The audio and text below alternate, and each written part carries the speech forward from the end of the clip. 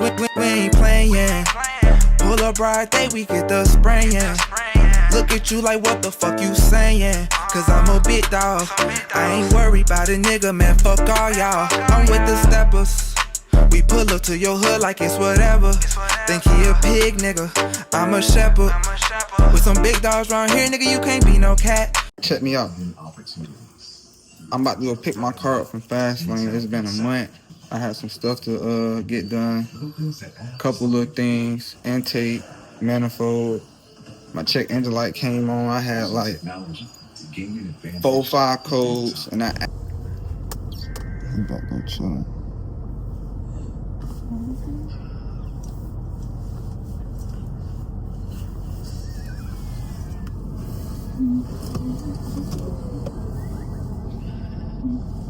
Waiting on Parker to open the gate. Then we in there. Back. There it goes. You can't even see it. What's up, man? Yeah, I'm good. So now you won't have that high airflow.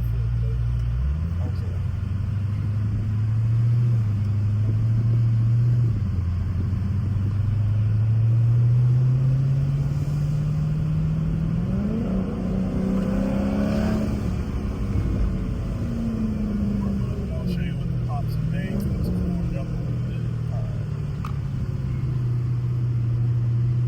You good with being on camera? Yep.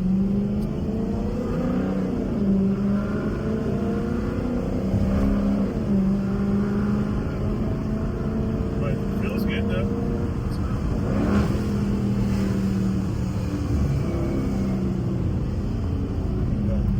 That sounds good. Yeah, that's what I was worried about though, because when the check engine light popped on, it said multiple misfire and cylinder 6 misfire. And you know, when I very first dropped the car off, that was the problem, cylinder 6. And I told you that Dodge said that the cylinder failed and it damaged the camshaft. So that's what I was also worried about. Well, we read it. You had P0300, which is random misfire, and P0306, which is cylinder 6 misfire, but they were permanent codes. They weren't active. So those codes that you saw when you just had the scan were the codes that the car threw before we fixed it. So even though the car is fixed, those codes are not active anymore. They're still in the computer as permanent. Sometimes it takes 500, 1,000, 2,000 miles for permanent codes to go away. So permanent sounds bad, but really it doesn't mean anything as long as the code's not active. Right. So.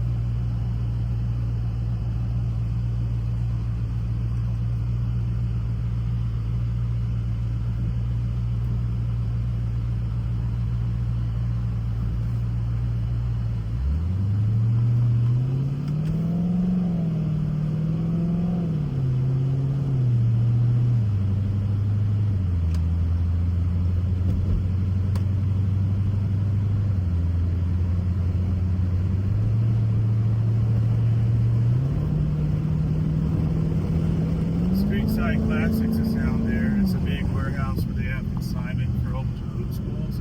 So in this area, especially on the weekend, you see a whole bunch of Chevelles, Novas, and just boot school cars driving around as a test drive. That's Nova, ain't it? I just said I haven't seen that car. Like that's how it is. It's cool. They're good people too. You walk in there, it's like a car show. They have hundreds of just old school cars that they don't own them. The people, like, let's say you wanted to sell this car, if it was a no school, there goes a Chevelle. But let's say you own that car, you wanted to sell it, you take it, it's right there at the street side, and they'll put on consignment for you. So they'll put it in their warehouse, clean it up and everything. They'll find a buyer that wants to buy it. I want a Chevelle or a Monte Carlo. I've always liked those cars. I just got a 72 Chevelle. Yeah. It's old. It needs to be completely restored. So But that's what I want. I wanna buy one that have nothing done to it and rebuild it.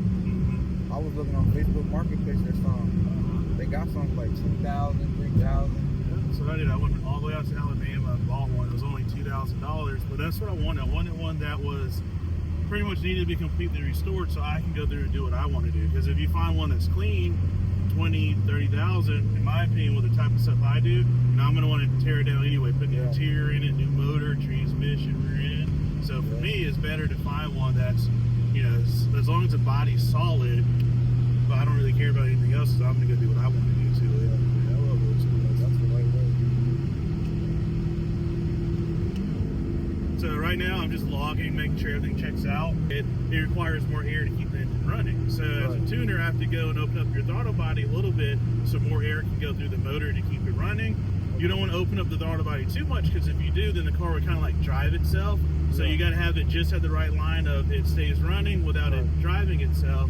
And that's kind of one of the difficult things about tuning a cam car is the idle parameters, because a lot of cams out there, they drive horrible. You'll be going through traffic and it's like bucking and, you know, running real rough and all that, or it's just pushing to the brakes where you're pressing the brake hard but the car is still trying to creep through. So with our cam kits, we try to avoid all of that, so that way it feels like it's a factory car, but it's got the sound and it's got the power.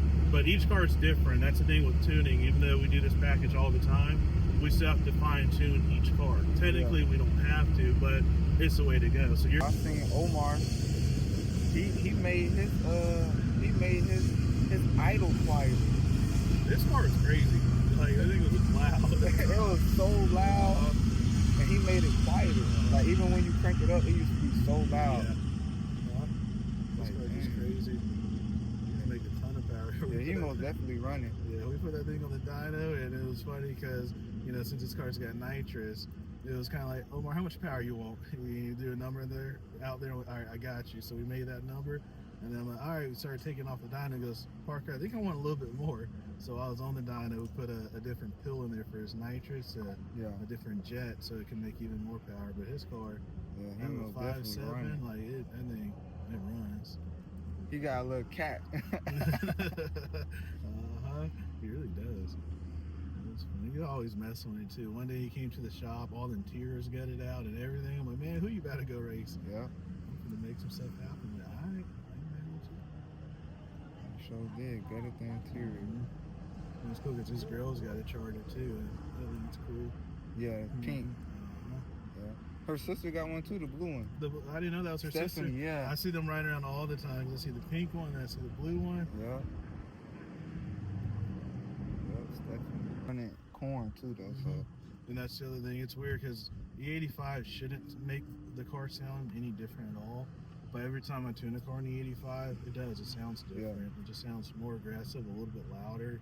The cams do tend to lope more, so I don't know why, but I haven't really cared to really figure out why. But yeah, it definitely will change the way the car sounds. I just made a car page. I got fast lane, tuned by fast lane, and my bio. Okay. There's not even a top of there. I thought there was a top of there.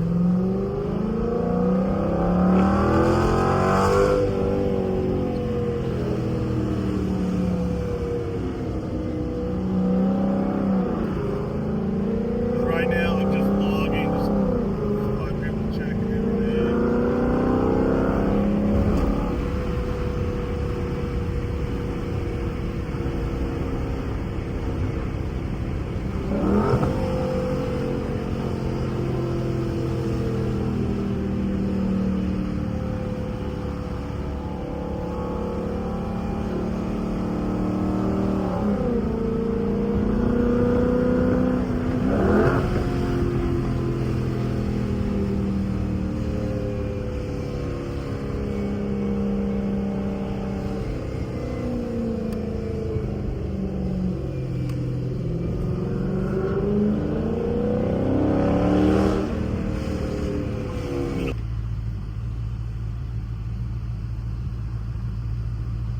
Headers and E. So we were down in Atlanta for a while, but we just moved here. We're still setting stuff up, so everything's just kind of a placeholder right now. But this is our dining room. Here we've got a scat pack. He actually has the same package you have. We did this package maybe 2-3 years ago. He brought it back in. We're doing a Whipple supercharger on it, so this one's going to be crazy. And then this Hellcat right out here, it's one of the shop cars. This one made it right around. Done shoots there. on one of the setups. We do different packages on this car. Check out the intake, it's insane. But on one of the later packages, it did 1,005 foot-pounds of torque and 992 to the wheels. And that was on.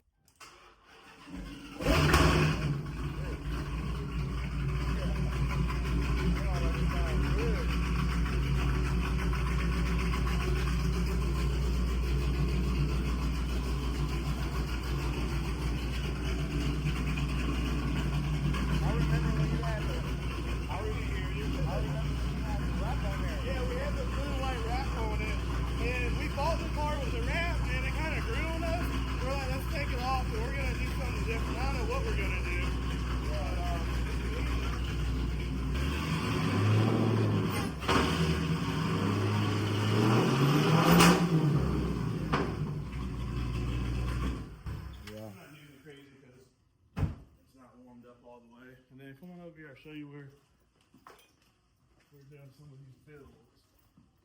Yes, sir. So here we've got a Hellcat. We're doing a McLeod twin disc clutch in it. This Hellcat's got our stage 2 package. It dynoed about 900 something to the wheels.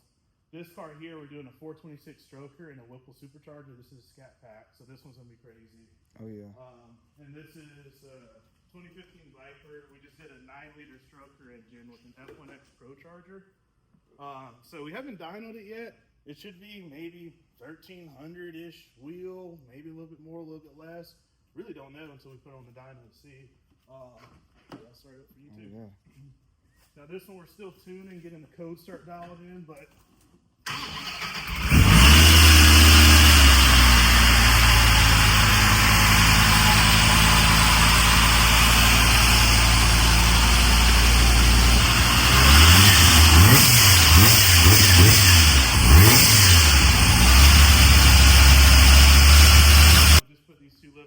we got 2 more lifts to put there. Oh yeah, cause these wasn't here. Yeah, those weren't there The first time I was here, yeah.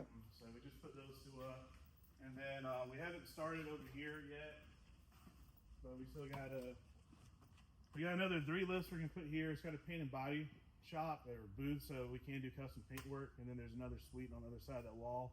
So here we're gonna put new LEDs in, paint the floors, paint the walls, and just kind of make it, Y'all gonna keep both the shops? Or y'all just fully moving over here? Fully moved over here.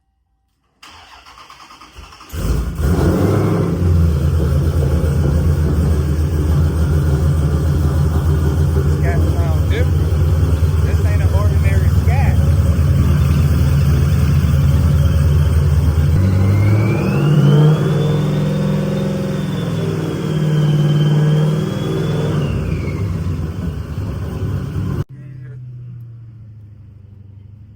Alright, so we got some pops and bangs going on now. Let's check it out.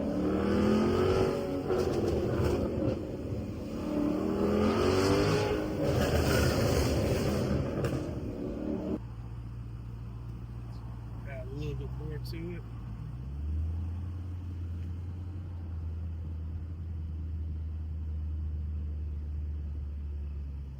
That's all they. We got Parker in there about to drive it.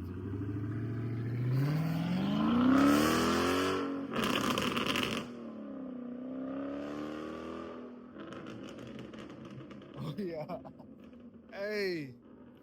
Hey, boy. Bro, look. Parker just got me right, bro. I'm telling you, bro. Come to fast lane, bro. Come to fast lane.